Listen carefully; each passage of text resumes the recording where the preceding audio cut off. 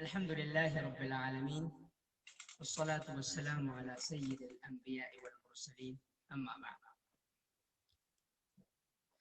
انفجرت القنبلة في شارع بغداد ومات 30 رجلا و20 امرأة. فرنسا تواصل الإساءة إلى نبي الإسلام وتعلق الرسوم الساخرة على مباني باريس. الحروب الباردة بين السعودية وتركيا بدأت تلتهب يوما فيوما. الهند تلغي المادة الخاصة بحقوق مسلمي كشمير من قانونها. سادتي الأعزاء، ربما كنتم ترجون مني أن أبدأ خطبتي بأبيات رائعة أو قصة ممتعة أو مقولة حكيمة، ولكن ما ألقيت أمامكم ليس شعرا ولا قصة ولا حكمة، بل هي الصفحة الرئيسية لصحيفة تصدر يوميا من عاصمة باكستان، جريدة يوم واحد، والصفحة الأولى منها مليئة بأخبار النوازل وأنباء الكوارث. نزلت بساحة من؟ بساحة المسلمين.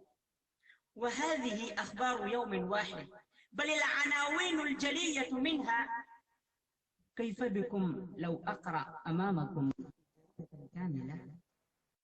كيف بكم لو آتيكم بأخبار هذه السنة من أول يومها إلى يومنا هذا؟ كيف لو أحكي لكم أحوال 10 سنوات قضاها العالم الإسلامي؟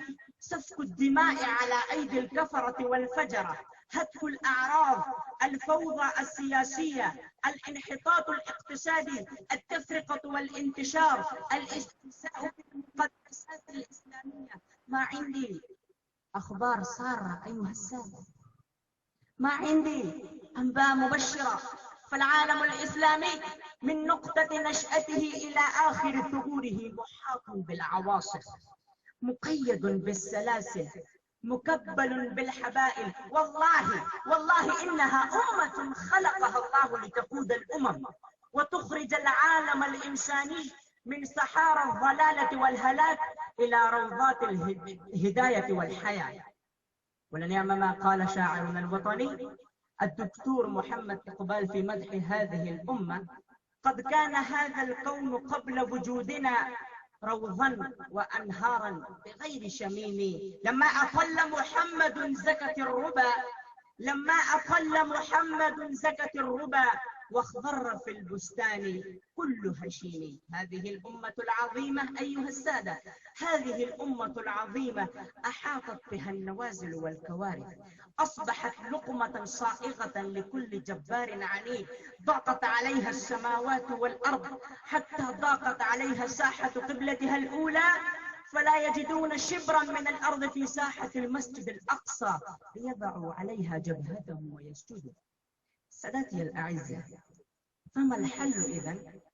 وما التدبير؟ وكيف السبيل في هذه الظروف القاسية؟ سؤال نشأ حديثا في أذهان أجيالنا الجديدة، لكن جوابه ذكر قبل 15 قرنا. فقال المجيب: ولا تهنوا ولا تحزنوا وأنتم الأعلون إن كنتم مؤمنين. سؤال طرحتم اليوم في صورة عنوان المسابقة الخطابية، لكن جوابه نسمع منذ صغر سننا. حكاه لنا أمير المؤمنين عمر بن الخطاب رضي الله عنه، حيث قال: سمعت النبي صلى الله عليه وسلم يقول: إن الله يرفع بهذا الكتاب أقواما. فالإيمان إخوتي في الله والقرآن، فالإيمان والقرآن هما أساسان جوهريان قام عليهما بناء مجدنا الشامخ، تركب منهما هيكل عظمتنا السالفة، وانشقت منهما عيون حضارتنا الجليلة. نحن قوم كنا عربا رحلا، كنا جهالا فجارا، كنا متاعا ساقطا، فأعزنا الله بالإسلام، أعزنا الله بالإيمان، أعزنا الله بالقرآن.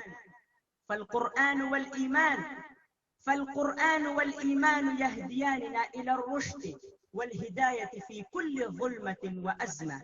والقرآن يدلنا على سبيل تطوير الاقتصاد، والقرآن يحثنا على أن ندافع عن رسولنا الكريم، والإيمان يشجعنا على تقديم سيرته الطيبة أمام العالم بشكلها الصحيح، والإيمان يحرضنا على حمل السيف دفاعا عن كرامة العقيدة وعرض الوطن، ويذكرنا بقول زهير: ومن لم يذد عن حوله بسلاحه يهدم، ومن لا يظلم الناس يظلم، ومن هاب أسباب المنايا ينله، وإن يرق أسباب السماء بسلم. سادتي الأعزة، فتعالوا نعد إلى مجدنا، نعد إلى رفعتنا، نعد إلى رقينا، نعد إلى إيماننا، ونعد إلى قرآننا. أقول قولي هذا، أستغفر الله لي ولكم ولسائر المسلمين.